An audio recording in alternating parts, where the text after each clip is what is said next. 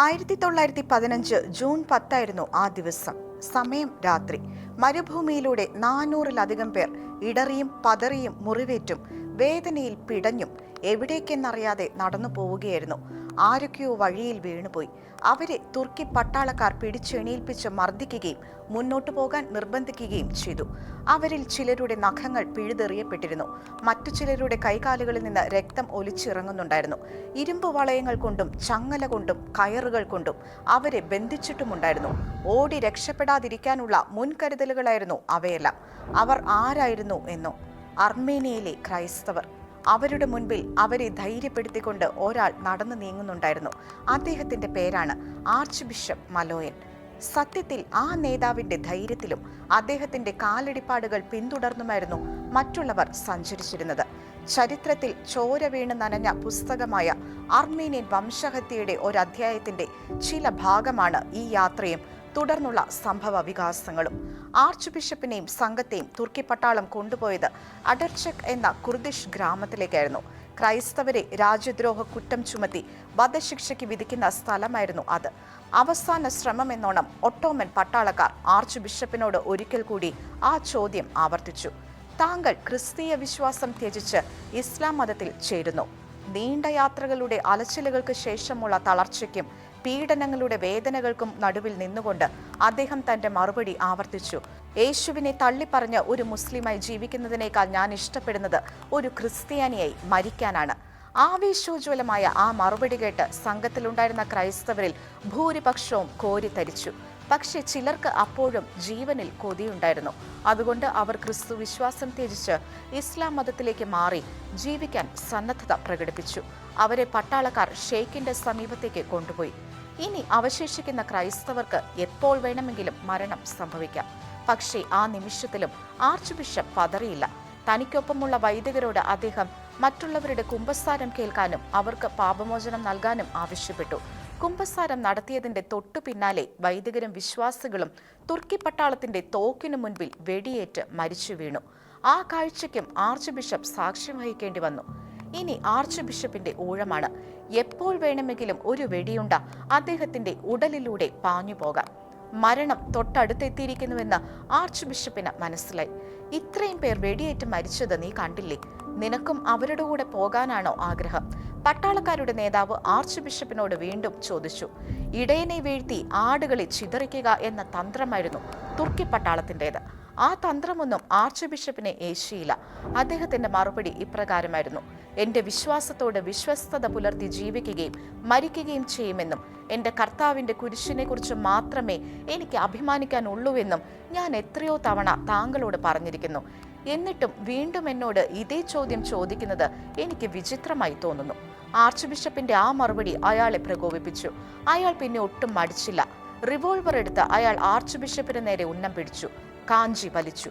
വെടി പൊട്ടി.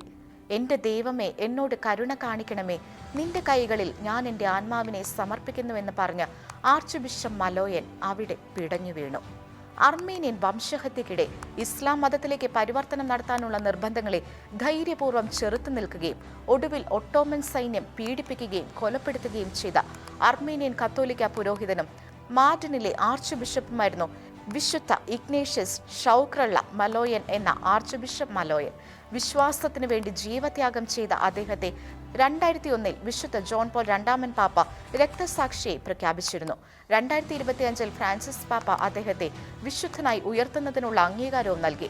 ഇപ്പോഴിതാ ഒക്ടോബർ 19 ആർച്ച് ബിഷപ്പ് മലോയൻ വിശുദ്ധനായി പ്രഖ്യാപിക്കപ്പെട്ടിരിക്കുന്നു. ഒട്ടോമൻ സാമ്രാജ്യത്തിന്റെ ഭാഗമായിരുന്ന മാർഡിനിൽ 1869 ഏപ്രിൽ 19 അദ്ദേഹം ജനിച്ചത്. സ്വന്തം ദൈവവിളിയെക്കുറിച്ച് ബോധ്യമുണ്ടായിരുന്ന അദ്ദേഹം 14 വയസ്സുള്ളപ്പോൾ ലെബനോനിലെ സോമർ ആശ്രമത്തിലെ അംഗമായി. 1896 പുരോഹിതനായി.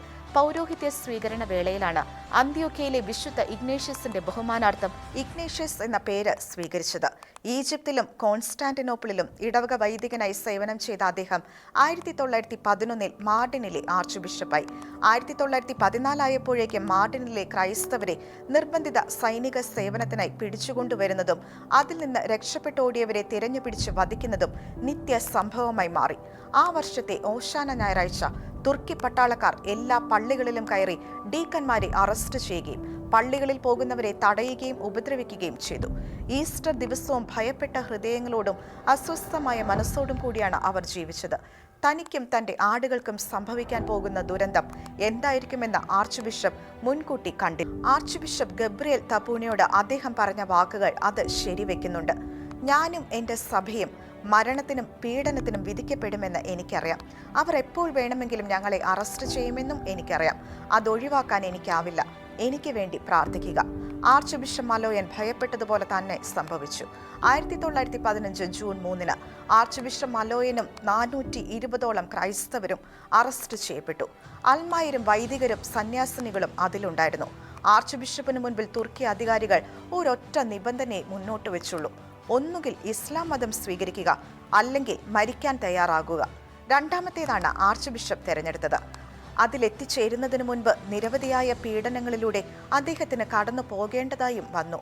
പക്ഷേ ക്രൂശിതനായ ക്രിസ്തുവിനോടുള്ള സ്നേഹത്താൽ അദ്ദേഹം അതിനെയെല്ലാം സധൈര്യം നേരിടുകയായിരുന്നു. എൻ്റെ വിശ്വാസത്തെയും രക്ഷകനെയും ഞാൻ ഒരു കാരണവശാലും നിരസിക്കുകയില്ല. ഞാൻ കത്തോലിക്ക സഭയിലാണ് വളർന്നത്. ചെറുപ്പം മുതൽക്കേ അതിൻ്റെ സത്യമായ പ്രബോധനങ്ങളാണ് ഞാൻ സ്വാംശീകരിച്ചത്. എൻ്റെ വിശ്വാസത്തിനു വേണ്ടി എൻ്റെ രക്തം ചൊരിയുന്നത് എൻ്റെ ഹൃദയത്തിന് ഏറ്റവും മധുരമുള്ള കാര്യമാണെന്ന് ഞാൻ കരുതുന്നു. കാരണം എനിക്ക് വേണ്ടി മരിച്ചവൻ്റെ സ്നേഹത്തിനായി ഞാൻ പീഡിപ്പിക്കപ്പെട്ടാൽ ഞാൻ ഏറ്റവും സന്തുഷ്ടനായ അനുഗ്രഹീതരായ ആളുകളിൽ ഒരാളായി മാറുമെന്നും എൻ്റെ കർത്താവിനെ സ്വർഗത്തിൽ കാണുമെന്നും എനിക്കറിയാം.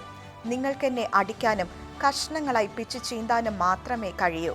ഒരിക്കലും എൻ്റെ വിശ്വാസത്തെ എന്നെക്കൊണ്ട് നിഷേധിപ്പിക്കാൻ ആവില്ല എന്നായിരുന്നു പീഡനത്തിലൂടെയും മരണകരമായ സാഹചര്യങ്ങളിലൂടെയും കടന്നു പോകുമ്പോഴും ആർച്ച് ബിഷപ്പിന്റെ നിലപാട്. അണുവിട വ്യതിചലിക്കാത്ത അദ്ദേഹത്തിന്റെ ക്രിസ്തീയ വിശ്വാസം എതിരാളികളെ രോഷാകുലരാക്കുകയും അവർ കഠിനവും ക്രൂരവുമായ ഒരു മരണം അദ്ദേഹത്തിന് വിധിക്കുമെന്ന് ശബ്ദമെടുക്കുകയും ചെയ്യുകയായിരുന്നു.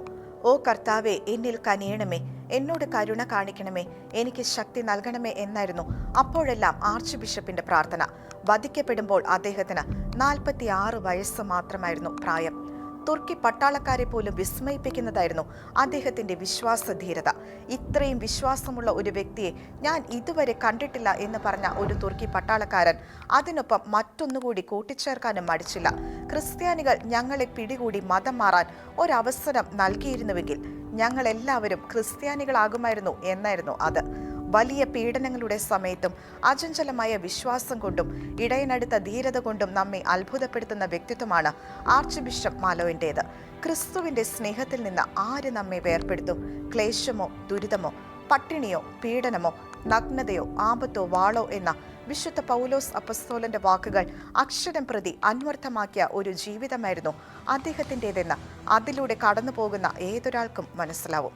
വിശ്വാസം ഏറെ വെല്ലുവിളികൾ നേരിട്ടുകൊണ്ടിരിക്കുകയും ഒരു ക്രിസ്ത്യാനിയായി ജീവിക്കുക എന്നത് ഏറെ ദുഷ്കരമായി മാറിയിരിക്കുകയും ചെയ്യുന്ന ഈ കാലത്തിൽ ആർച്ച് ബിഷപ്പ് മാലോയനെ വിശുദ്ധനായി പ്രഖ്യാപിച്ചതിലൂടെ വിശ്വാസികളായ ഏവർക്കും ഒരു നല്ല മാതൃകയാണ് തിരുസഭ ഉയർത്തിക്കാട്ടിയിരിക്കുന്നത്.